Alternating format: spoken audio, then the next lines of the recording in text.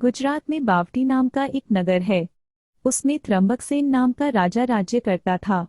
राजा के प्रेमाशा नाम का दीवान था। प्रेमाशा की अवस्था पूरी हो गई थी। इस कारण काल पाकर उसका अवसान हो गया। प्रेमाशा के पद पर तमाशा नामक नया दीवान हो गया। मरने वाले प्रेमाशा दीवान के वीरचंद नामक पुत्र था।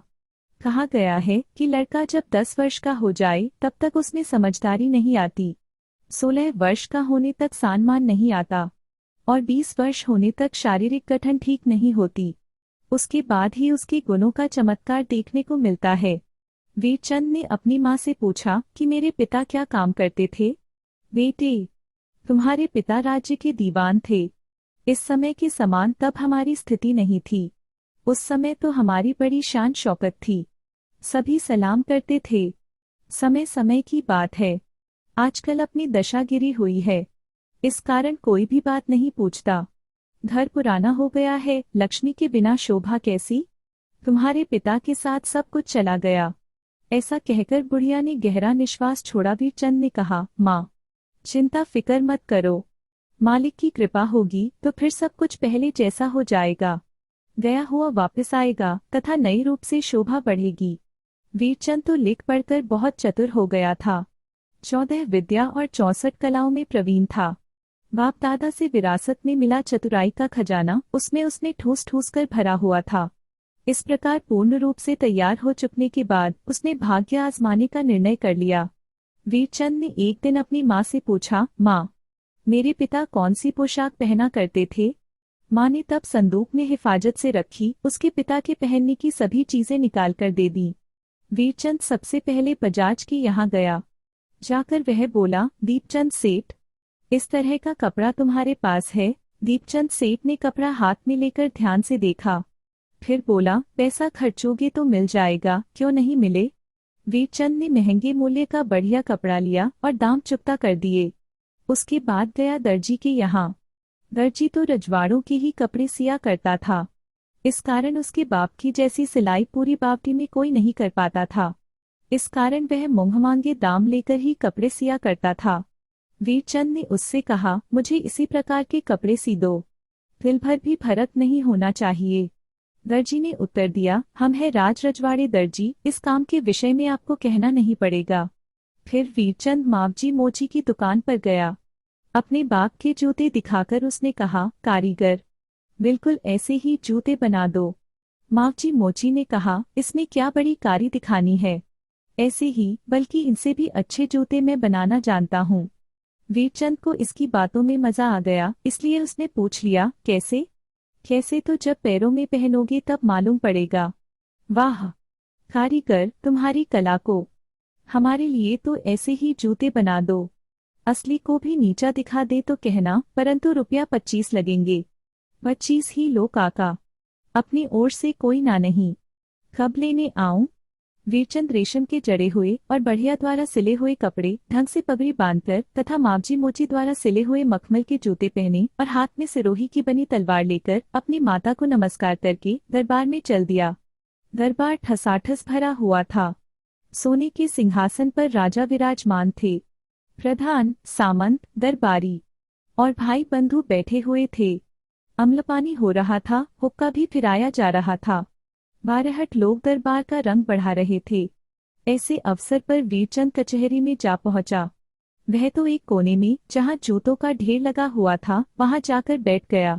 समय बीतने पर कचहरी बर्खास्त हो गई। उसके बाद वीरचंद उठकर घर चला गया। 1 दिन, 2 दिन, 3 दिन, इस प्रकार दिन ऊपर चढ़ने लगे। कोई उसके साथ बोले न चाले। सरदार मुख से मुख भिड़ाकर आपस में घुस घुस करते रहते। बाप दीवान था, इसलिए बेटा भी दीवान पद प्राप्त करने के लिए चक्कर लगा रहा है। ऐसे क्या दीवान के पद मार्ग में बिखरे पड़े हैं जो मिल जावें। एक दिन पूरा दरबार भरा हुआ था। इतने में बाहर की ओर बैठे हुए वीरचंद पर राजा की नजर जा पड़ी। उसने कहा, तुम प्रतिदिन आते हो, कुछ भी न तो बोलते हो न चालते हो, चुपचाप बैठे देखते रहते हो, तुम्हें क्या कहना है। वीरचंद ने विनयपूर्वक खड़े होकर कहा, मालिक, आप आज्ञा दे तो कुछ पूछूं। राजा ने कहा, पूछो न भाई। उस पर वीरचंद बोला, महाराज, बुद्धि क्या खाती है। हतरे की। बुद्धि ठिकाने है या बहक गई है? बुद्धि क्या बकरी है जो उसे खाने को चाहिए? एक दरबारी बोला, महाराज, यह गरीब कुछ दिन से गांव में चक्कर काट रहा प्रतीत होता है, इसलिए इसकी अल्लटप्पू सरीखी बात मत सुनो। राजा विचारों के चक्कर में पड़ गया। थोड़ी देर बाद राजा ने पुकारा, प्रधान जी। जी महाराज। इस लड़के का सवाल ठुकराए जाने लायक नहीं है। बुद्धि को ठिकाने लाकर इसका उत्तर दो। तुम तो चतुर सुजान हो। महाराज, कुछ सोचना विचारना पड़ेगा, ऐसी बात है। यह लड़कपन भी कहा जा सकता है, इस कारण टाल देने जैसा सवाल पूछ बैठा है, परंतु मैं कुछ ओछा उत्तर नहीं दे सकता। इस कारण 2 दिन विचार करने के लिए छुट्टी प्रदान करें। 2 दिन? ये भी सही। इसमें हमारा क्या बिगड़ता है? बस ठीक। फिर कचहरी बर्खास्त हो गई। रामाशा दीवान को चैन नहीं पड़ रहा था। उसको बैठते उठते तनिक भी चैन नहीं था। खाना पीना भी अच्छा नहीं लग रहा था। उसकी बुद्धि शून्य हो गई थी। उसे लगा कि यह मच्छर फल रूप भेजा में से ऐसा सवाल पूछ बैठा है। मेरे लिए तो दीवान पद बचाने का सवाल पैदा हो गया है। यदि कल उठकर इस सवाल का उत्तर नहीं दे सका तो राजा इस दीवान पद को छीन लेगा तो? दीवान के तो तलुओं में आग लग गई। बकरी के मुख में जीरा।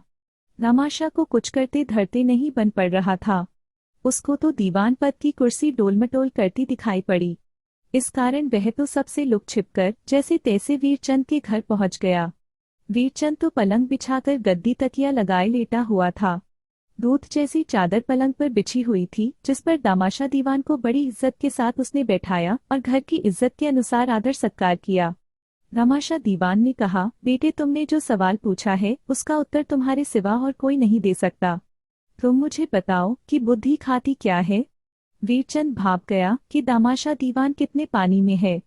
उसको तो उसने फटकार करके कह दिया कि इसका उत्तर मुझे नहीं मालूम, परंतु तुम बता दो। तुम कहोगे वह दे दूंगा। ऊहूं कहकर वीरचंद ने गर्दन हिला दी। रुपया 1000 नगद गिना दूंगा। ना। 2000 दे दूं? वे भी नहीं। 5000 दे दूं? नहीं जी नहीं। तो 10,000 दे दूं? वीरचंद ने विचार किया।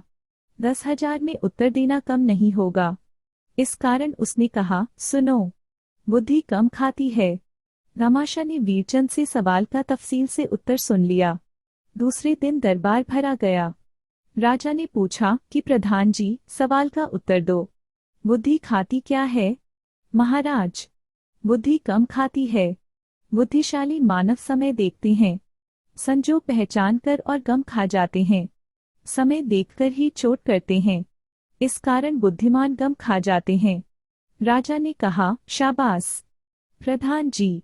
बात की गांठ बैठ चुकी थी, इस कारण दरबारी लोग गर्दन हिला हिलाकर कहने लगे, भाई, कहना ही पड़ेगा कि दीवान का उत्तर 52 तोला पावरती ठीक है। फिर राजा ने वीरचंद को कहा कि और क्या पूछना है? हाँ महाराज, बुद्धि कम खाती है किंतु पीती क्या है? राजा ने कहा, प्रधान जी। जी महाराज। दे दीजिए उत्तर। महाराज, 2 दिन की मोहलत दीजिए। 2 दिन बाद सही। हमारे यहाँ क्या 2 दिन में अकाल पड़ जाएगा? फिर तो कचहरी बर्खास्त हो गई। रामाशा दीवान को लगा कि बेटा भारी पड़ा। पहले सवाल का उत्तर देने के लिए तो 10,000 खर्च करने पड़े। अब इसका उत्तर देना है तो यह जितने मांगेगा उतने देने पड़ेंगे। यदि सिर सलामत है तो पगड़ियों को क्या कमी है? हमारे सामने तो दीवानपने का प्रश्न है। रामाशा तो दबे पांव पहुंच गया वीरचंद के घर। वह बैठे, कुछ इधर उधर की बातें हुई, फिर तमाशा कहने लगे, बुद्धि पीती क्या है? नहीं बताऊंगा। 10,000 नगद गिन दूंगा। ऊहूं 15,000 दूंगा। तो बता देता हूँ। सुनो, बुद्धि बात पीती है। रामाशा ने वीरचंद के पास से पूरा उत्तर समझ लिया। अगले दिन दरबार भरा गया। राजा ने पूछा, प्रधान जी, उत्तर दीजिए कि बुद्धि पीती क्या है? रामाशा दीवान ने तो वीरचंद का बताया हुआ उत्तर बताना शुरू किया। महाराज, बुद्धि कम खाती है और बात पीती है। 2 आदमी बात करते हों तो चतुर सुजान आदमी तुरंत बात का तत्व प्राप्त कर लेता है। आधे अक्षरों में ही पूरा अर्थ समझ लेता है, बात का मर्म प्राप्त कर लेता है। फिर तो पुबारह विजय का डंका। राजा ने फिर कहा, शाबाश प्रधान जी। ऐसा कहकर दामाशा का कंधा थपथपाया। दरबारी भी कहने लगे, वाह दामाशा, बलिहारी है तुम्हारी बुद्धि को। फिर राजा वीरचंद से बोले, अब और क्या पूछना है? वीरचंद ने खड़े होकर विनय सहित कहा, आपकी आज्ञा हो तो पूछूं? राजा ने कहा, पूछो पूछो, हमको भी जानने एवं समझने को मिलता है। हमारे दीवान दामाशा उसका भी उत्तर दे देंगे। वीरचंद ने कहा, बुद्धि रहती कहाँ है? राजा ने कहा, दीवान जी, दे दो उत्तर। दामाशा दीवान बोले, महाराज, विचार करने के लिए समय दीजिए। ऐसे क्या अंधाधुंध अधूरा उत्तर थोड़ी ही दिया जा सकता है। विचार कर लो, 2 दिन बाद सही। हमें क्या जल्दी है? कचहरी बर्खास्त हो गई। दामाशा दीवान की तो बुद्धिमंत पड़ चुकी थी। उसने तो अपने को वीरचंद के यहाँ गिरवी रख छोड़ा था। इस कारण वह तो रात होते ही जा पहुंचा वीरचंद के घर। दीवान को देखकर वीरचंद के मन में आया कि आने दो, बोर्डी के ऊपर से टपाटप बेर झाड़ लिए जाते हैं, उसी प्रकार मैं भी झाड़े ले रहा हूँ। कुछ आता है नहीं और गद्दी पर बैठ गए। ऊपर का माल खाली है और बैठ गए दीवानपना चलाने। कितने 200 होते हैं, इसकी खबर तो अब पड़ेगी। दामाशा दीवान कहने लगे कि बेटा, अभी से चादर तानकर भले ही सो जाओ, परंतु यह तो बता दो कि बुद्धि रहती कहाँ है?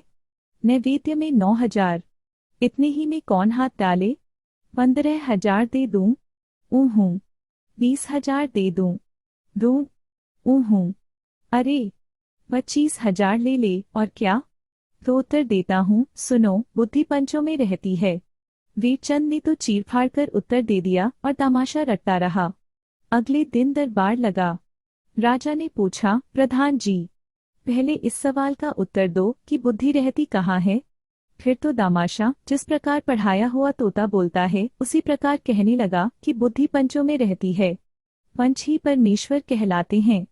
अकेला आदमी तो स्वार्थ की बात कर सकता है, किसी का पक्ष लेकर वह अन्याय करने लगे, परंतु पंच बैठे हों तो वहाँ न्याय ही होता है। पंचों की बुद्धि कदापि नहीं बिगड़ती। लड़ाई झगड़े या गाली गलौज में पंचों का आश्रय लिए बिना छुटकारा नहीं मिलता। इसलिए कहा जाता है कि बुद्धि पंचों में रहती है। वाह प्रधान जी, वाह, चतुरता का समुद्र तो यही भरा हुआ है। ऐसा कहते हुए दरबारी गण भी चिल्ला उठे, परंतु अंदर का भेद तो दामाशा का दिल ही जानता था।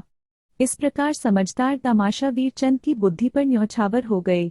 वे अपने आप से कहने लगे, भाई, छोटे से छोटा तो भी राई का दाना तेल पूरित। इसका बाप कौन था? बाप की अपेक्षा बेटा सवाया बने, यही तो इसका नाम। राजा ने फिर वीरचंद से कहा, भाई अब क्या पूछना है? वीरचंद ने कहा, हाँ बापू, प्रधान से पूछिए कि बुद्धि देती क्या है। दामाशा दीवान की तो छाती फटने लगी। उसको लगने लगा कि इसकी बुद्धि के खजाने ने तो हमारी लक्ष्मी का खजाना लूट लिया। अब क्या घर बार भी बेचना पड़ेगा? दामाशा दीवान ने कहा, महाराज, सवाल कुछ अटपटा है, इसलिए 1 सप्ताह की अवधि दीजिए। तुम्हारा सप्ताह तो मेरी ओर से 1 पक्ष। बोलो। फिर कचहरी बर्खास्त हो गई। दामाशा दीवान की बुद्धि का दिवाला निकल जाने के कारण उसको चैन नहीं था। जीव व्याकुल हो रहा था। मुख पर चिंता की रेखाएं स्पष्ट दिखने लगी। दामाशा दीवान की घरवाली समझू सेठानी समझ गई कि दीवान के मन में दुखों का डूंगर खड़क रहा है।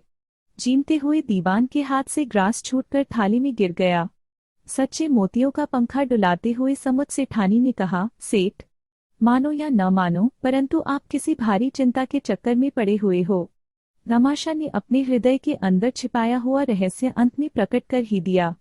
प्रेमाशा दीवान का बेटा वीरचंद नित्य दरबार में आकर सवाल पूछ कर मेरी खाल खींचे डालता है। उसके सवाल मस्तक को जला डालने वाले होते हैं। मैं मुंह मांगे पैसे देकर उसके पास से सवालों के जवाब जान लेता हूँ। यदि ऐसा ही बराबर चलता रहा तो कुबेर का भरा हुआ भंडार भी खाली हो सकता है।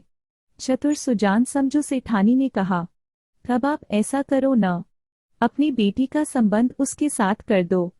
अपनी इकलौती बेटी है और ऐसा सुंदर लड़का दीपक लेकर खोजने पर भी क्या आसानी से मिल सकेगा? फिर तो बेड़ा पार। अपने तो एक कंकरी से 2 पक्षी मार लिए जाएंगे। बिन शोधा मुहूर्त तेरस या तीज। किसी ब्राह्मण को भी पूछने की जरूरत नहीं। कर दो टीका। रामाशा के दिल में भी बात जंच गई। समझू सेठानी की बरछी धार के समान तेज बुद्धि पर वह न्यौछावर हो गया। नित्य चोरी छिपे कदमों से जाने वाला दामाशा अब तो चौड़े धारे दौड़ पड़ा। वह तो गया सीधा वीरचंद की माँ के पास। बुढ़िया ने रुककर कहा कि मुझे अपने बेटे की राय लेनी पड़ेगी, इस कारण मैं अभी कुछ नहीं कह सकती। शाम को वीरचंद घर आया तब बुढ़िया ने उससे सलाह की। वीरचंद ने कहा, अपने को रहने के लिए दीवान अपनी आधी हवेली दे दे तो बात पक्की करना। अगले दिन दीवान दामाशा सवेरे ही आस लगाकर आ पहुंचा। वीरचंद की माँ ने कहा, वीरचंद ने ऐसा कहा है कि दीवान जी अपनी आधी हवेली हमें दे दे तो बात पक्की। आधी ही क्यों, पूरी दे दूं तो? हमें तो बेटी देकर बेटा लेना है। रुपया और श्रीफल दे दिया गया। ढोल नगाड़े बज उठे। वर कन्या का अच्छी विधि से विवाह हो गया। पूरा पक्ष बीत जाने पर दरबार लगा। दामाशा दीवान के बराबर वीरचंद का भी आसन लगा हुआ था। राजा ने पूछा, दीवान जी, उत्तर दो कि बुद्धि देती क्या है? दामाशा दीवान ने कहा, बापू, आज सवालों के उत्तर मेरे जमाई राजा देंगे। राजा चकित हो गए। सभी दरबारी गण अपनी आंखें मलने लगे कि हम नींद में सपना तो नहीं देख रहे हैं। यह क्या हो गया? वीरचंद विनयपूर्वक खड़ा हो गया। फिर कहने लगा, बापू, आज्ञा हो तो बोलो। राजा ने कहा, बोलो, हम सुनने की प्रतीक्षा में तो बैठे ही हैं। वीरचंद कहने लगा, बुद्धि विद्या देती है, बुद्धि से ही धन दौलत प्राप्त होती है और बुद्धि दीवान की बेटी भी देती है। इसके बाद दामाशा दीवान बोला, बापू, अब मुझ सरीखे तुच्छ सेवक की प्रार्थना सुनिए। अब आप हमारे जमाई राजा को ही दीवान बनाइए। मैं तो बुढ़ा हो गया, कामकाज ठीक नहीं होता है, और ये ठहरे सरकारी काम, कहीं गलत सलत हो गया तो? अब तो मुझे भगवान की माला जपने दो। मेरे जमाई राजा चतुर सुजान हैं, फिर राज करने के दाव पेच इनकी नस नस में भरे पड़े हैं। इसलिए यदि ये दीवान के पद का भार संभाल लेंगे तो इसमें राज्य का भला ही होगा। निगलते ही गले में जिस प्रकार हलवा का ग्रास उतर जाता है, उसी प्रकार राजा के गले में यह बात उतर गई। राजा को भी जान पड़ा कि यदि वीरचंद दीवान बन जाता है तो हमारा दरबार चमक उठेगा। इस कारण उन्होंने दामाशा दीवान की प्रार्थना स्वीकार कर ली। दरबारी लोगों ने भी इस बात की सराहना की। मंगल मुहूर्त दिखलाकर राजा ने वीरचंद को दीवान पद सौंप दिया। फिर वीरचंद ने यह भी कहा, बापू, बुद्धि राज्य का दीवान पद भी प्राप्त करवाती है। सभी कोई गर्दन हिला हिलाकर कहने लगे कि मालिक, यह बात बिल्कुल सत्य है, बुद्धि किसी के बाप की नहीं है।